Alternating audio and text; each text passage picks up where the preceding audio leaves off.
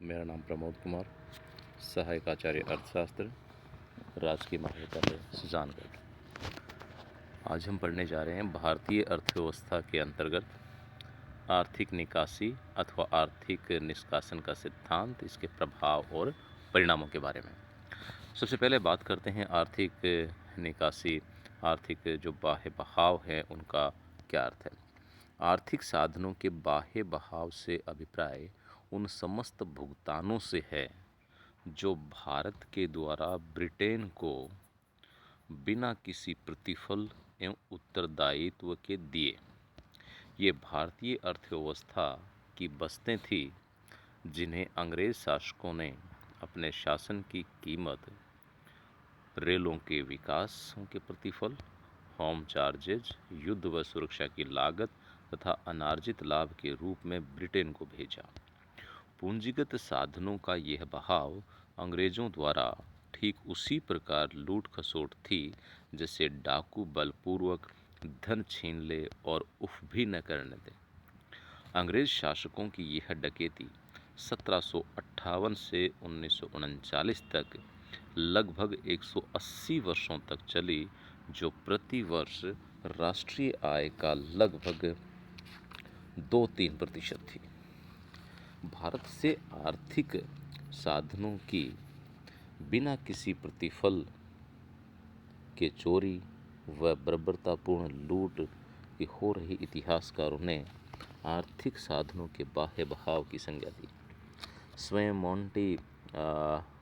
Montgomery Martin ने अंग्रेज़ों के इस शोषण की भर्त्सना करते हुए लिखा कि भारत से प्रतिवर्ष 30 से 40 लाख पौंड के आर्थिक साधनों का निरंतर बाह्य बहाव, जिसका कोई भी प्रतिफल किसी भी रूप में नहीं दिया गया, उसके पूरे दुष्प्रभावों की कल्पना भी मेरे लिए संभव प्रतीत नहीं होती।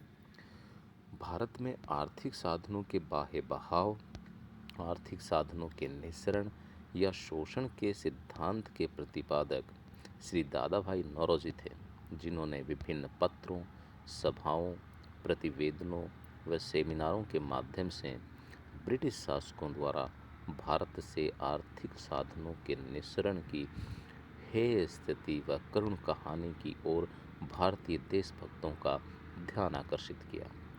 उन्होंने भारतीयों पर कराभार, विदेशी व्यापार में शोषण, शासन की लागत भुगतान आदि का वैज्ञानिक विश्लेषण कर यह सिद्ध कर दिया कि ब्रिटिश शासक भारतीयों के शोषण से पूंजी व साधनों को ब्रिटेन में भुगतान कर रहे थे।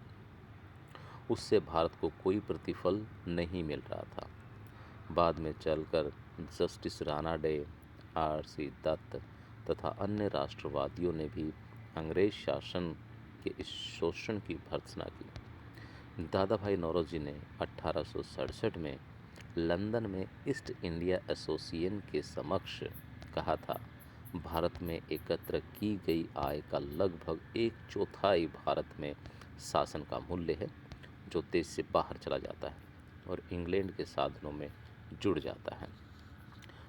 आर्थिक साधनों के बाह्य बहाव की मात्रा के अनुमान के अनुसार, मॉन्टगोमरी मार्टिन के अनुसार, वार्षिक बाह्य बहाव की मात्रा 30 से 40 लाख पौंड वार्षिक थी, जबकि अमेरिकी प्रोफेसर हाल्डेन फर्बर के अनुसार 1783 से 93 की अवधि में आर्थिक बहाव की कुल मात्रा 20 लाख पौंड वार्षिक थी।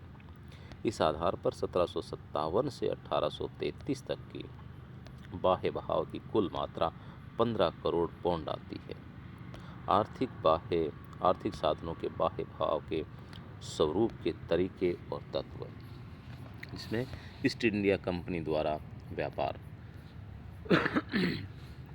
कंपनी को भारत के विदेशी व्यापार का एकाधिकार मिलने से कंपनी ने लूट खसोट, कम मूल्यों पर माल भारत में खरीदकर ऊंचे मूल्यों पर विदेशों में बेचने अथवा अनाधिकृत जहाज़ों की लूटपाट से अपनी पूंजी पर 87.5% वार्षिक दर से लाभ कमाया, जो विश्व इतिहास में बेजोड़ है।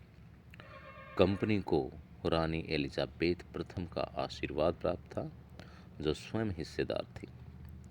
ब्रिटिश शासन की भी कंपनी में 7,000 पाउंड की पूंजी थी, अतः बड़ी मात्रा में लाभ ब्रिटेन भेजा गया। रेल निर्माण में गारंटी भुगतान। ब्रिटिश शासकों ने भारत में रेलों के निर्माण के वास्ते ब्रिटिश पूंजीपतियों को आमंत्रित ही नहीं किया, वरन उनको पूंजी विनियोग पर प्रारंभ में 4.5 से 5% का गारंटीड ब्याज व लाभ में आधा आधा हिस्सा देना स्वीकार किया था। नवीन योजना में भी 3.5% वार्षिक ब्याज की गारंटी दी गई। विनियोग। भारत में ब्रिटिश पूंजी विनियोग 1833 के बाद प्रोत्साहित किया गया, पर ईस्ट इंडिया कंपनी ने भारत के आर्थिक शोषण के लिए एक नया तरीका निकाला था कि कंपनी अपने अर्जित लाभ का जो हिस्सा ब्रिटेन ने भेजती उसे भारत में विनियोग माना जाता था, जिस पर कि भारतीयों से ब्याज व लाभांश वसूल किया जाता था। सार्वजनिकरण। भारत में होने वाले युद्धों तथा ब्रिटिश प्रशासन संबंधी जो भी वे होते थे उन्हें भारतीय ऋण की संज्ञा दी जाती थी। रुपए की पौंड के रूप में ऊंची विनिमय दर। ब्रिटिश शासकों ने पौंड की रुपए में ऊंची विनिमय दर निर्धारित करने से जहां एक ओर भारतीय साधनों का अधिक बाह्य बहाव संभव हुआ, वहां दूसरी ओर भारत को व्यापार में घाटा उठाना पड़ा और सोना चांदी बाहर भेजा गया। Home charges. यह भारत से आर्थिक साधनों के बाह्य बहाव का मुख्य स्रोत था। होम चार्जेज में रेलों में लगी पूंजी का ब्याज, अन्य ऋणों पर ब्याज, इंग्लैंड में भारत सचिव के कार्यालय का प्रशासन व्यय, यूरोपीय अधिकारियों जो भारत में कार्य कर चुके थे उनकी पेंशन व भत्ते की राशि, सुरक्षा सेवाओं पर व्यय, भारत में विभिन्न विभागों के लिए किया गया व्यय आदि का समावेश माना जाता था। भारत पर यह भार निरंतर बढ़ता ही गया। जहां रानी विक्टोरिया के राज्याभिषेक के समय होम चार्जेस की राशि 30 लाख पाउंड वार्षिक थी, वह उसकी मृत्यु के समय तक 170 लाख पाउंड वार्षिक हो गई। होम चार्जेस के अंतर्गत साधनों के बाह्य बहाव का अनुमान आगे की जो टेबल दी गई है इससे लगाया जा सकता है। आर्थिक साधनों के बाह्य बहाव तथा जनता की गरीबी, जिसमें हम कह सकते हैं आर्थिक दरिद्रता का मूल। आर्थिक साधनों के बाह्य बहाव को भारतीय जनता की दरिद्रता व कष्टों का मूल कारण कहा जा सकता है, क्योंकि निम्न आय का भी बहुत बड़ा भाग विदेशों में प्रवाह और वह भी बिना किसी प्रतिफल के निर्धनता और कष्टों का मूल कारण ही माना जा सकता है। पूंजी निर्माण एवं आय अर्जन क्षमता की हानि। भारत की राष्ट्रीय आय का लगभग 2-3% भाग बाह्य बहाव बचतों का ही था और उनके अभाव में भारत में पूंजी निर्माण में बाधा पहुंची। दादा भाई नौरोजी के मतानुसार यदि देश के 20 करोड़ रुपए प्रति वर्ष का बाह्य बहाव अगर भारत में हो रहा होता तो उससे विनियोग से पूंजी निर्माण और आय अर्जन क्षमता, रोजगार आदि सभी में वृद्धि होती। भारत में विदेशी पूंजी का आधिपत्य व शोषण। भारत में ब्रिटिश शासकों ने ब्रिटिश पूंजी को भारत में विनियोजन को प्रोत्साहन दिया तथा आर्थिक साधनों का शोषण बढ़ाया। रेलों के निर्माण में आधुनिक ढंग के नए कारखानों की स्थापना आदि में विदेशी पूंजी का आधिपत्य भारतीय उद्योगपतियों के हतोत्साहन का कारण बना। प्रतिकूल व्यापार शर्तें। अंग्रेजों की दोषपूर्ण व्यापारिक नीति से ब्रिटिश व्यापारिक कंपनियों को एकाधिकार देना, भारत के निर्मित माल पर पाबंदियों तथा कच्चे माल के निर्यात की नीति से भारत को आत्मनिर्भर व मुख्य निर्यातक देश था विदेशी माल पर निर्भर रहने लगा। व्यापार की शर्तें देश के प्रतिकूल रहने लगी। प्रतिकूल व्यापार की शर्तों का दुष्परिणाम भारतीय अर्थव्यवस्था पर पड़ा। भारत के औद्योगिकरण में बाधा। प्रतिकूल व्यापार शर्तें, बचत एवं विनियोग साधनों के अभाव विदेशी पूंजी का आधिपत्य आदि सभी के कारण भारत के औद्योगिकरण में बाधा पहुंची। भारत के उद्योगों की बलि देकर ब्रिटिश उद्योगों को पनपाया गया। भारतीय कृषि का पिछड़ा रहना। ब्रिटिश शासकों ने दोषपूर्ण भूमि व्यवस्था द्वारा अधिकाधिक भू राजस्व वसूल करके भारतीय कृषि को दो प्रकार से पिछड़ा रखा। एक तो किसानों की आय का बड़ा भाग भू राजस्व में वसूल कर लेना तथा उस पर कर का प्रयोग भारतीय कृषि के विकास में न कर कृषि वस्तुओं की खरीद कर उन्हें इंग्लैंड में भेज देना ताकि कच्चा माल भारतीय उद्योगों को उपलब्ध ना हो सके। भारत के लघु एवं कुटीर उद्योगों का पतन। साधनों के बाह्य बहाव से भारतीय कच्चा माल सस्ती दरों पर इंग्लैंड में निर्यात किया जाता और वहां से निर्मित माल ऊंची कीमतों पर भारत में आकर बिकता।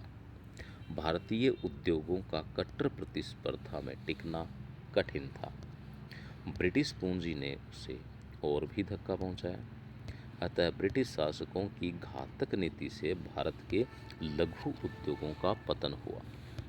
भारत में औद्योगिक एवं वाणिज्यिक उपक्रमों का विकास अवरुद्ध हो गया, जिससे भारत औद्योगिक एवं वाणिज्यिक दृष्टि से पिछड़ गया।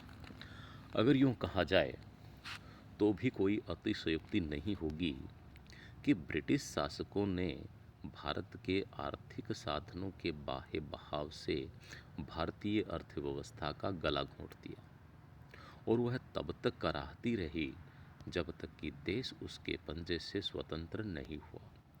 उन्होंने तथाकथित प्रगति के नाम पर भारत के हितों की आड़ में अपना उल्लू सीधा किया। शासन व्यवस्था में अंग्रेजों को अधिकारी बनाकर अपनी जड़ें मजबूत की। उसकी लागत भारतीय जनता को सहनी पड़ी। यह बड़ी ही विडंबना थी कि अंग्रेज आए थे जीविका कमाने, पर भारतीयों की समृद्धि लूटने लगे और उद्देश्य था सेवा का, पर स्वामी बन बैठे। विश्व के इतिहास में भारत के अलावा ऐसा कोई उदाहरण मिलना कठिन है जिसमें एक राष्ट्र के लोगों ने दूसरे देश के लोगों पर शासक राष्ट्र के हितों में शासन किया हो। फलतः देश में औद्योगिक एवं कृषि विकास न हो सका। लघु उद्योगों का पतन हुआ। सरकारी आय का बहुत बड़ा भाग सुरक्षा पर व्यय होने से आर्थिक विकास पर ध्यान नहीं दिया गया। रोजगार व आय में स्थिरता रही और भारत सभी दृष्टि से पिछड़ गया।